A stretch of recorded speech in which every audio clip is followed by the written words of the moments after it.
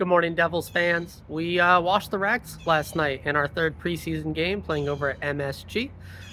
Full disclosure, I was able to mostly watch the first and second periods, but only was able to listen in on the third. Again, down here for a wedding, traveling family, all that stuff, so trying to do the best I can with these games.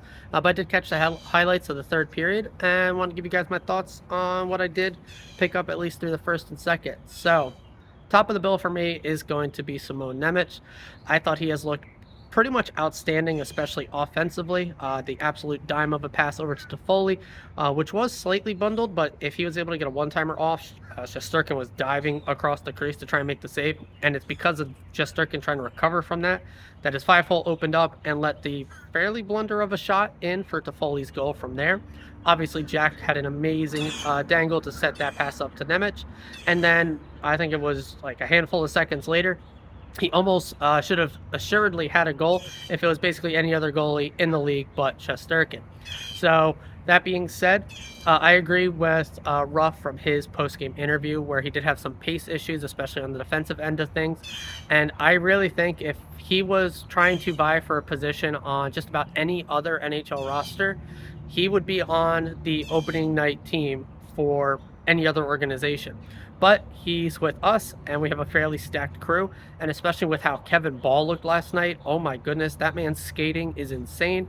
Such a sweet pass to Bratt, who finished it against an awful goaltender there in Nemec. So not putting too much stock in that one, but the work leading up to that by Bahl was insane. I've been saying if there was anyone Nemec had to knock out of the lineup, it would have had to have been Bahl. I just did not see them sitting Miller for the start of the season at least. And yeah, there's no chance of that. Bahl is very clearly on this opening night roster. And I mean, he's probably making arguments that if our left side already wasn't so stacked with Siegenthaler and Luke, that he would be a top 4 defenseman for us. And he probably is on a lot of other teams as well. I'm not worried about that Graves position being filled by Bahl. He is looking phenomenal so far this preseason. That being said, Miller hasn't really impressed too much, but I've said it before, especially guys with their first year on a team, I give a lot of leeway to, especially with us as a defenseman coming into our system, which I say it again and again, is really different for defensemen compared to every other system in the league. So definitely going to give him a little bit of time to acclimate before I start really trying to rip him apart. But it really looks like if there was anyone Nemec had to beat out now, it's Miller. And Miller is going to start for us on the opening night roster. It really is just going to be, how does he continue to look as we get further into the season? How does Nemec continue to look down in Utica? It's really an asset management thing. I mean, Nemec can go down, doesn't have to clear waivers. His contract will slide, which just makes our contract situation even better going forward, which we know is going to be a big deal, especially when Mercer gets his extension, Luke eventually, et cetera, et cetera. So we know they want to kind of stagger that out. And so, yeah, Miller, again, he's going to be a lock-in. We're going to give him some time, but no matter who he plays with, whether it's going to be Siegenthaler or Luke or Bahl, is really our D-core can swap around between the right and left guys basically in any which way, and I think it would work out quite fantastically. Moving over to the forwards, I mean, Bratt, Jack, Toffoli are looking pretty dynamic. There's definitely some synergy that they are working on there, but I'll say Toffoli's puck retrieval in the offensive zone looked really good, especially down below the net.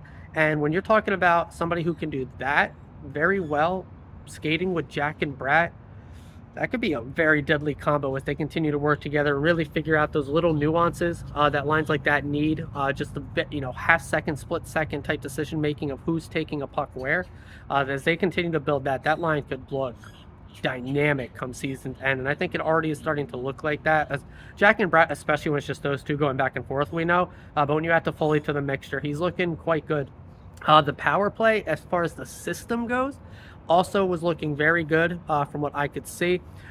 Foot has been pretty impressive. And Tice Thompson as well, as far as some depth pieces that are really fighting for that fourth left wing spot. I'm not sure which one I'm currently leaning towards. Again, I know Tice had a bit of a better third period, and I wasn't able to actually watch that one. So I'm going to continue to try and keep an eye on them, but I'm out of state basically for the rest of preseason. So going to definitely do my best there. But as far as the system goes, there's a lot of puck movement, a lot of puck making it to the net. And when we finally get our full crew together, Timo, Nico, Jack, Toffoli, Bratt, Dougie. Again, you have an extra guy there, so who is going to be the true fifth man on that? It should really come together very nicely. But it does sound like Ruff is starting to lean towards a fairly split power play, top unit, second unit almost being 1A, 1B, just because we have the depth to do that where most teams in the NHL don't. Still going to say I prefer stacking up the top unit with your absolute best guys and playing that for a minute and a half out of the two. But hey, it's an 82 game schedule. I don't mind trying to practice with that, just see how it goes, because really most NHL teams don't have that luxury of being able to do a true split of talent where we do. So maybe, I just haven't really seen a team have this much ability to work with a double unit like that. So maybe they'll change my mind as we continue to move along. So definitely looking and interested to see how that continues to play out. Over in net, Schmid was fantastic. Again, absolutely dominates at MSG, and that is going to drive Rangers fans crazy for years to come, it would seem. Picked him up in fantasy, so that's feeling pretty great as a depth guy for me. And so we'll see as how that continues to go between him and VTech vying for that starter position. Sorry for a lot of background noise out here at the pool. Have the kids in the room, didn't want to drive you guys too crazy with their background noise, so you get the birds in nature out here. A little bit of traffic as well. Hopefully that's not coming through too crazy as the truck goes by. But Shalgren, we did not do him any favors. I mean, the Rangers were really pouring it on there in the second period. He came in, fresh off the bench, where the Rangers were really ramped up. Now, obviously, as a backup goalie, that's just sometimes going to happen. But we basically gave up a real deadly chance, cross-ice pass, shot, really good shot by defenseman there.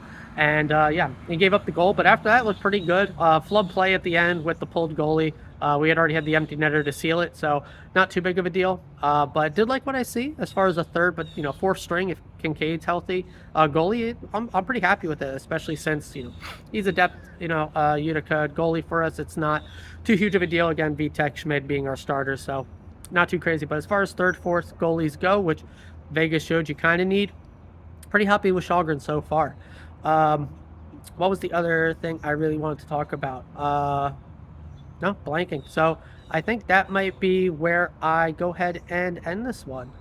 There was Clark.